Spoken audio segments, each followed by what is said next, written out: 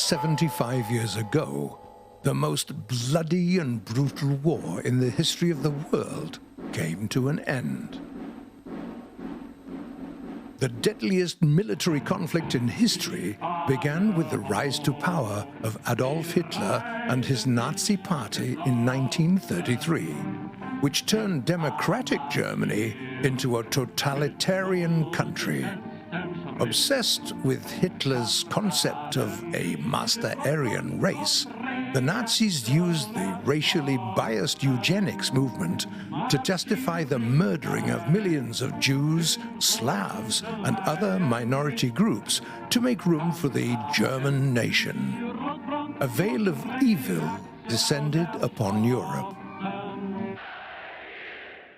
When it appeared that all hope was lost, two competing powers with completely different worldviews formed a global coalition to give hope to millions of people to be able to survive the Nazi onslaught. Near Washington, a giant Soviet bomber stands poised for flight. Her passenger, Soviet Commissar Molotov. Moscow and Washington transcended political and ideological differences because the survival of the world depended on it. On the battleground, things were much simpler. Soviet and American soldiers saw the humanity in one another, working together to defeat Nazi Germany and bring balance to the world through a long-lasting peace. We'll try to tell this incredible story of cooperation between Russians and Americans through the testimonies of those who survived World War II and were fortunate enough to celebrate life because of the combined effort of Allied nations. What was started as a traditional war for European dominance very soon revealed its true nature.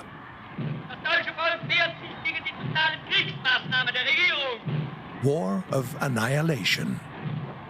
All efforts of the European powers to turn revanchist energy of the Nazi Germany to the east fails. The surrender of Czechoslovakia and Poland failed to dampen Hitler's territorial ambitions, and Europe has fallen. The Nazi Party to free the land of Untermenschen people considered racially or socially inferior started immediately after the Nazis took power in 1933. But Europe at that time considered this racist policy to be a matter of German inner affairs. Well, that's when Nazis came to power, and we used to see all anti-Semitic signs all over the city right away that the Jews are our misfortune. They are to blame for everything, and they had it on every street corner and banners, and so they prepared the public for what's going to come. They said, you know, the Jews are to blame for your misfortune here, but we have right now unemployment, no work, while they are rich. But I was too young to take it in. You know, I didn't realize what was going on there, but there was a change. As soon as the Nazis crossed the German border, it became obvious that they had more ambitious plans. Not only did Jews and Romanis become the subject of Nazi extermination policies, but the Slavs and other nationalities immediately became victims of statewide repressions. During the early summer of 1941, the German war machine turned eastward. The advance was fierce and fast.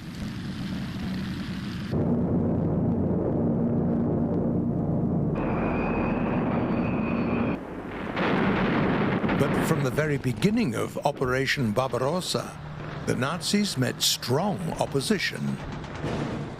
Despite the Red Army's efforts, the Nazis managed to get to Russia's heart, Moscow. Soviet troops experienced devastating losses, but the destruction of military material was much more substantial.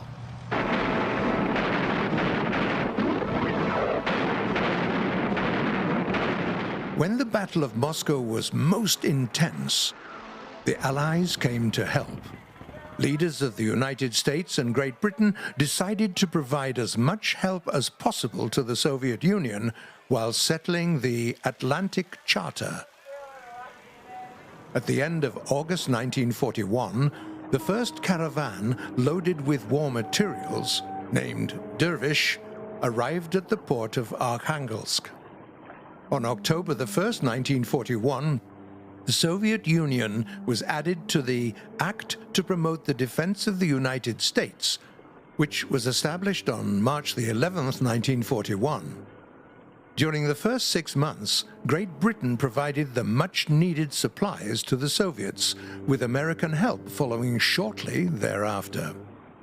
Tanks and aeroplanes, food and explosives, radios and cars.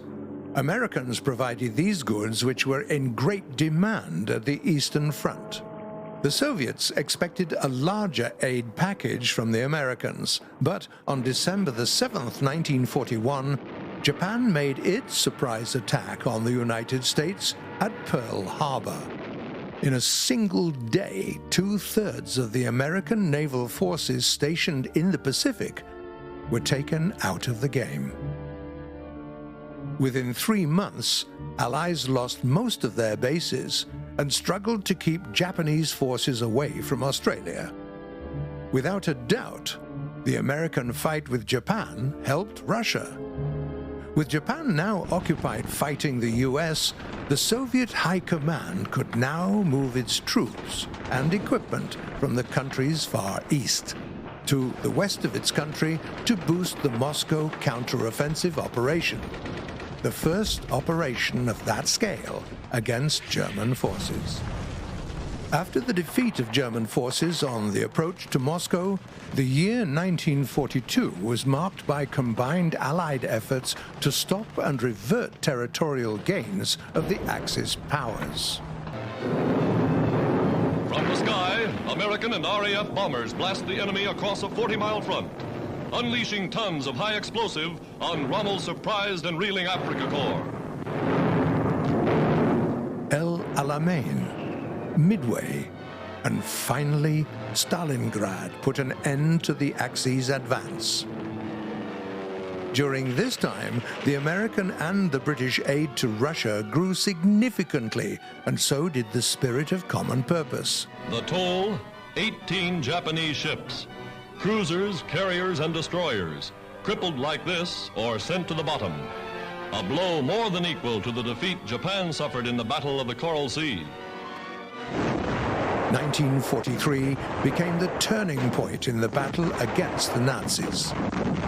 The Battle of Kursk broke the spine of the German forces in the east, while Allied victories in North Africa and Sicily cut off the Nazi tentacles in the west.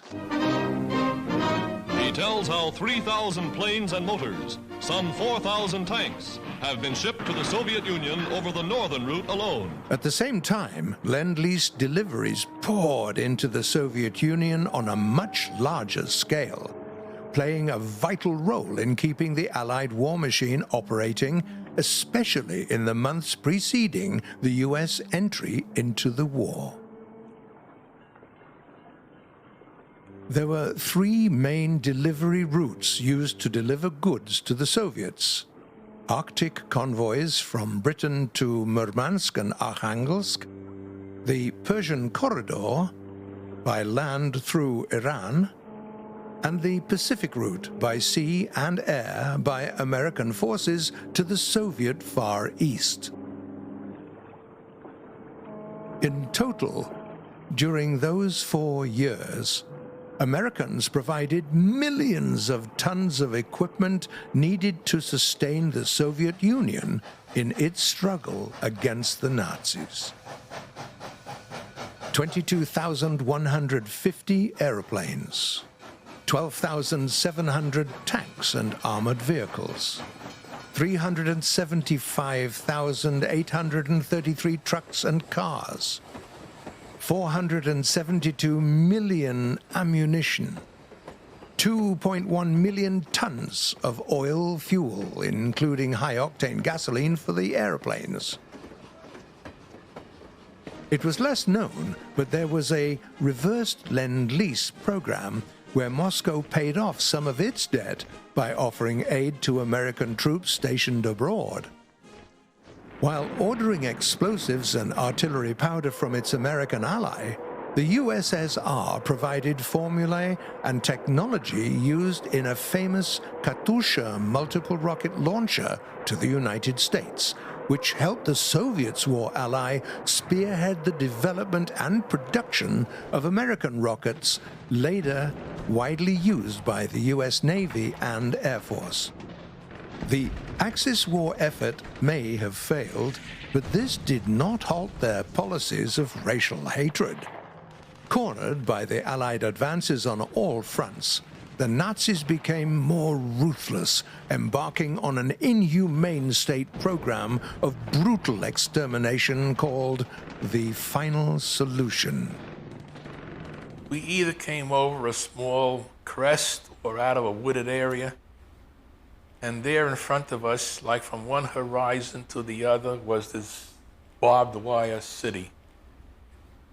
It was like nothing I had ever seen before.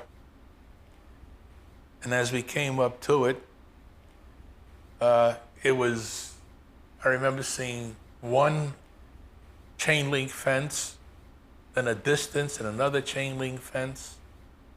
I remember seeing the gray or white porcelain insulators that held electrified barbed wire along the tops. We saw several people inside the camp. And as we turned the corner, we came eventually to the gates. And what struck me strange, I knew no German, but from Yiddish I gathered there were letters about this high, made out of metal, across the two gates. And it said, Jedem das Seine. Almost all European Jews, as well as millions of Russians, Poles, Ukrainians, and peoples of many other nationalities, were moved to Nazi labor and death camps. The former differs from the latter only by the rate of extermination. And let's not forget that hundreds of thousands of innocent lives were lost on the spot in extrajudicial killings even before the Nazis had a chance to round them up and send them to camps. Victims of Nazi terror turned their hopes to an Allied advance as a chance of salvation, and it came soon, but not nearly soon enough. And we all just sat there in front of these gates. I say in front of the gates, maybe 25, 35 yards from the gates. We just sat there in our vehicles, looking. And finally somebody said, and I remember it clearly, what the hell are we waiting for? So we all climbed out and we went in. Every so often, there were 1 or 2 or 3 dead bodies on the ground. The buildings were within 20 yards, 25 yards from us. Alongside some of the buildings were large wooden wagons with bodies, naked bodies, stacked like cordwood where they were thrown. Arms, legs, skeletal heads. The launch of Operation Overlord in June 1944 on the beaches of Normandy by British-American forces and coordinated efforts by the Soviets to set in motion Operation Bagration in the east gave millions of people in Europe a chance to survive. Victory after victory followed, and defeat of Nazi Germany seemed within reach. One by one, the Soviets, British, and the American forces began liberating the Nazi concentration and labor camp system as the Allies edged closer to total victory. He said that if it wasn't for us coming in, or the camp being liberated and the nurses coming in taken care of the people there, he said within another 2 weeks, everybody would have been gone at Dachau. He said he was in one of the boxcars, one of the few people remembering a soldier coming over and lifting him out of the boxcar. And he said, remembered the kind hands of the nurses taking care of him. And finally, Russians and Americans met at the shores of the Elbe River on April the 25th, 1945. While they fought separately for 4 long years, they fought together in the name of humanity, as the Americans and Soviet soldiers celebrated life, the triumph of humanity over racism, and ultimately the imminent unconditional surrender of all German forces in another highly symbolic event 6,000 miles away. Representatives of 50 governments met in San Francisco for a conference which launched the drafting of the United Nations Charter to preserve world peace. That peace, coined from the ashes of World War II, is still alive today, thanks to the sacrifice of the Allied forces. The world has experienced a revival of an old faith in the everlasting moral force of justice. Nothing is more essential to the future peace of the world than continued cooperation of the nations, which had to muster the force necessary to defeat the conspiracy of which the Axis powers to dominate the world, with firm faith in our hearts to sustain us along the hard road to victory. We will find our way to secure peace for the ultimate benefit of all humanity. We must build a new world, a far better world, one in which the eternal dignity of man is respected. If we do not want to die together in war, we must learn to live together in peace.